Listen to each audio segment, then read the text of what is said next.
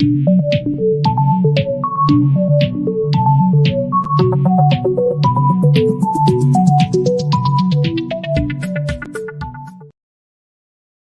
to Canosphere Africa. Today we're coming to you live from the Hotbox Studio. Thank you, Hotbox Studio, for lending us your studio. Thank you very much. We're live in Johannesburg. We're on the road again. So this week, obviously, the big news is the hemp situation. The Agricultural Department opens up hemp season, finally. Woohoo! And the THC levels are going to be at 0.2%, unfortunately. Sure about that. The minister hopes to convert high THC farmers to growing hemp. I'm not so sure about that. Good luck with it. Also, hemp license applicants must disclose their criminal records. So lots of details coming up on that. And then we'll be with Noxie, the 7 differences between edibles and smoking Zol. What are the 7 differences? We will still see in a minute. Right now, let's cross over to Brett and Limpopo for the headlines to talk all things hemp.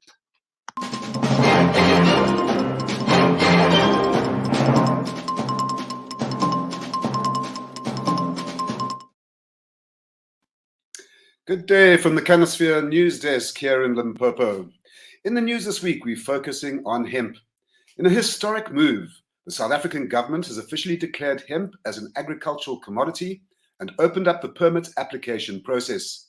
Minister of Agriculture, Thoko Didiza, said on Friday that hemp permit applications would now be available on the department's website.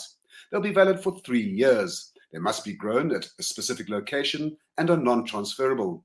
They'll cost 1,568 rand to register a hemp varietal and an additional 300 rand to register the premises where hemp is to be grown. The minister said she appreciated, and I'm quoting her here, that various rural communities and farmers across South Africa have been planting hemp for many years. She said these farmers and traders will be prioritized to ensure that the commercialization of hemp contributes to their socio-economic upliftment.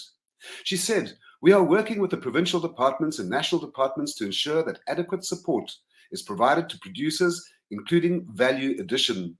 She called for all interested growers, researchers and processors and manufacturers to apply for hemp permits. In terms of the guidelines that have just been published, hemp farms may not exceed 50 hectares. The fencing restrictions have been dropped from dual electric to reasonable, whatever that means, but the red tape remains onerous.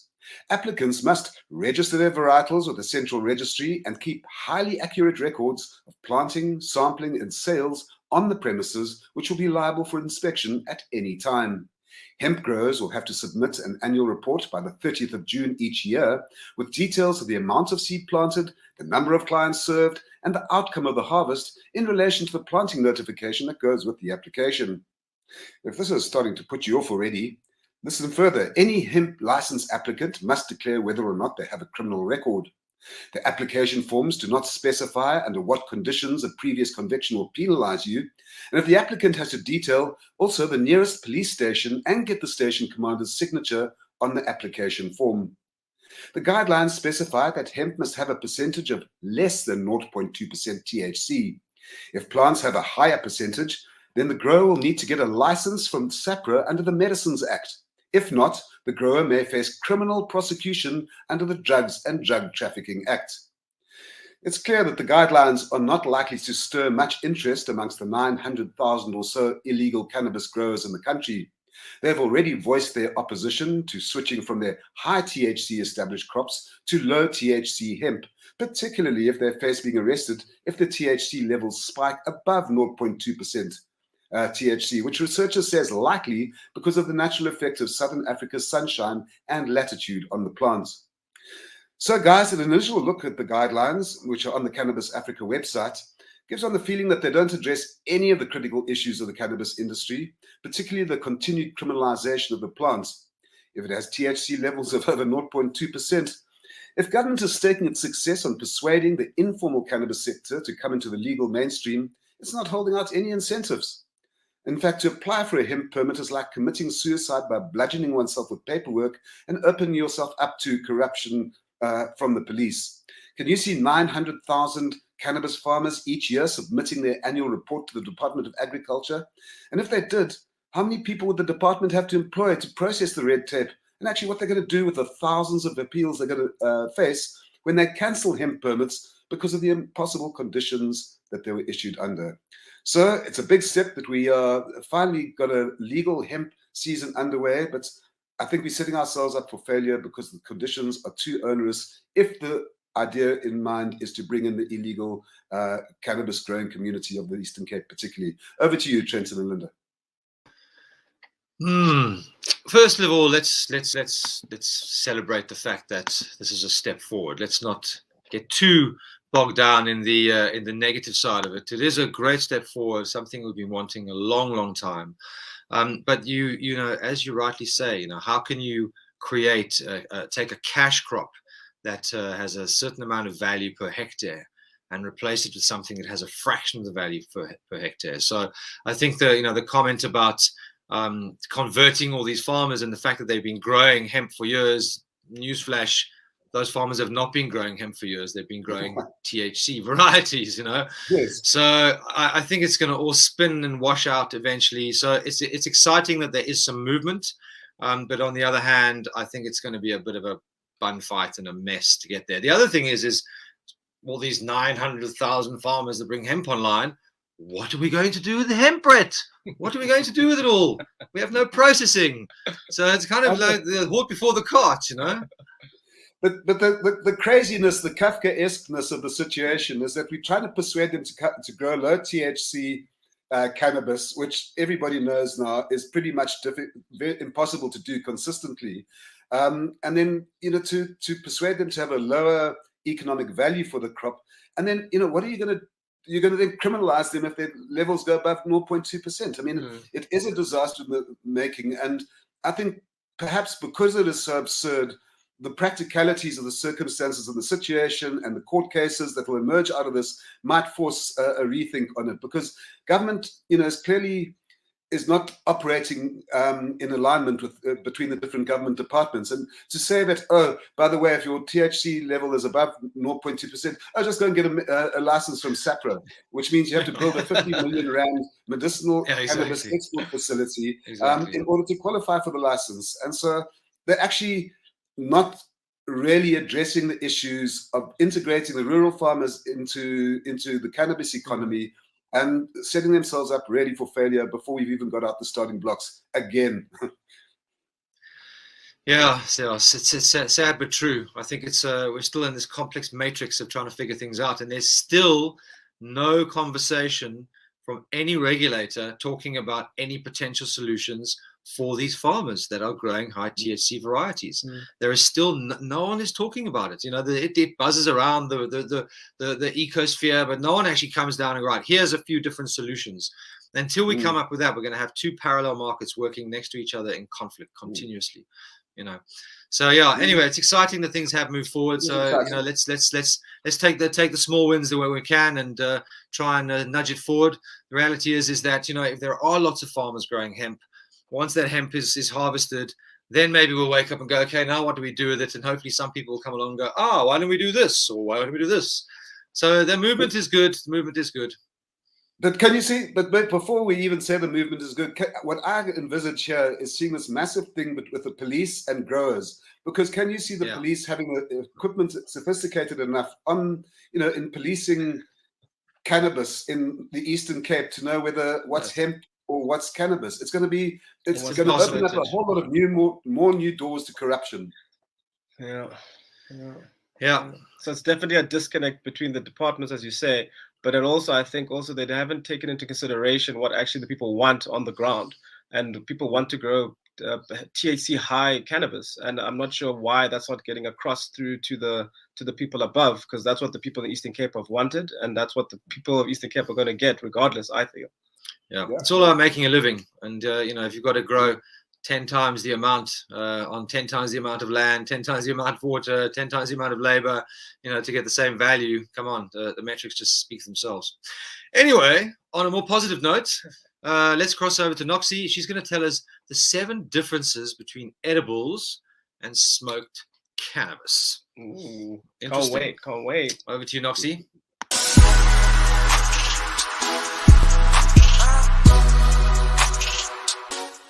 Good afternoon and welcome to the Canosphere Lifestyle Desk. I am the Kush Queen, bringing you all things local and international lifestyle, art, and entertainment in the Canosphere.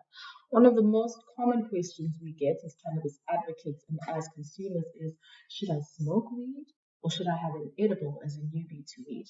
Unfortunately, there is no black and white answer here, but what we can do is inform you on the differences between the two so that you can make an informed decision on what's best for you as an individual. There are key differences between inhaling and eating weed, from their dosages to their effects. And this week we rounded up the top 6 differences between edibles and smoked marijuana. Number 1, it's all about THC. While smoking weed can be likened to a vivid walk in the park, ingesting weed is on a whole different level. When cannabis is ingested, the THC is metabolized by the liver, transforming it into 11-hydroxy-THC. For some reason, this compound is 4 times faster in crossing the blood-brain barrier than the average THC. This is why edibles are associated with intense, vivid, and hallucinatory experiences. Number 2, smoking weed kicks in faster. Inhaled marijuana takes 10 to 20 minutes to kick in, lasting for about an hour or so before the effects start to feel like they're fading. And then edibles can take up to 2 hours to kick in, and their effects last a lot longer than an hour, sometimes 3 or 4. This is why dosage and experience is so important when ingesting edibles. If you get it wrong, you'll feel sick for like a very long time. Number 3, edibles are more difficult to dose. They take a long time to kick in, and this opens the door for a lot of waiting and not knowing what to do, making it very common for people who have an edible to feel like they want to eat more, thinking they never got high in the first place. Do not do this. This is a mistake. Wait it out. Trust us on this one. Number 4, they produce different effects in the body. Overindulging on edibles and overindulging on flower, not the same thing. You can have joint after joint after joint, and the worst that can happen is that you fall asleep, which is not actually the worst thing ever. But overindulging on edibles, well, that could result in a really, really unpleasant time. Number 5, they're absorbed differently by the body. Smoked weed is absorbed through the bloodstream, which is why it's fast acting. And then the THC in edibles is absorbed through the stomach lining and then processed by the liver, taking a long time to process and having a long-lasting effect.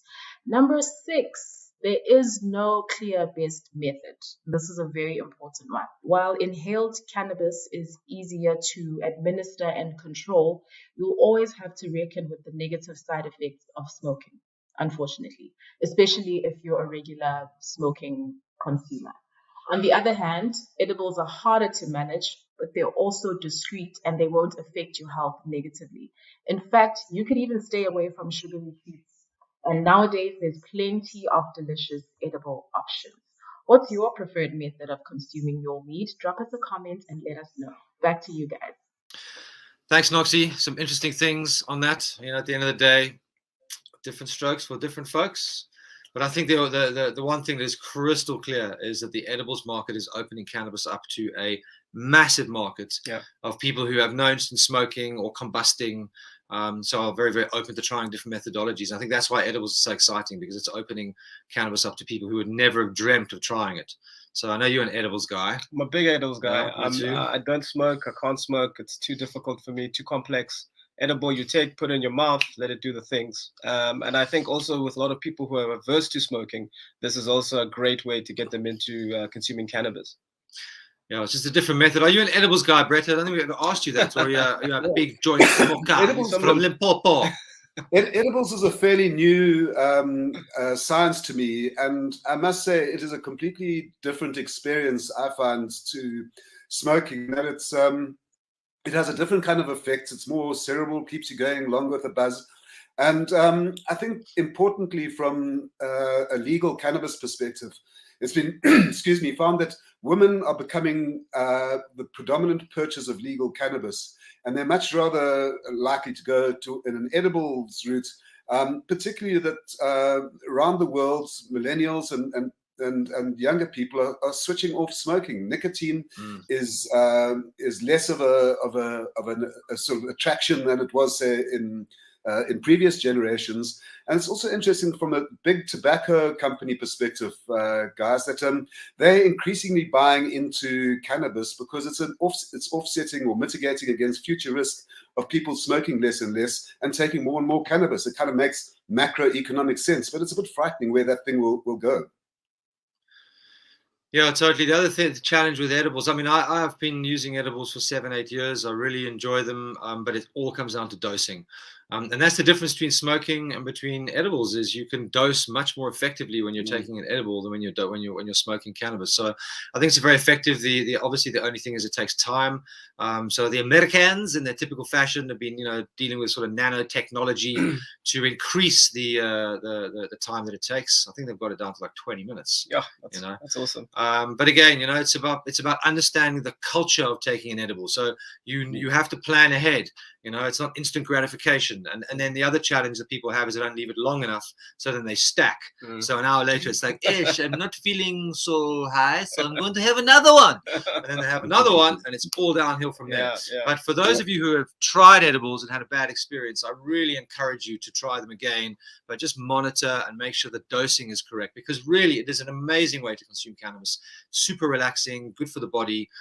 So I'm a massive fan, and I think that I can tell lots of reasons why people should try edibles, but also be responsible with them because they can clap you sometimes. Yeah, and I think also the other challenge is that the people that create edibles, especially in the illicit market, don't really provide any directions and age restrictions, because I think that's also important to note, because you can't have a product out there that can be harmful to children, obviously, if they take it.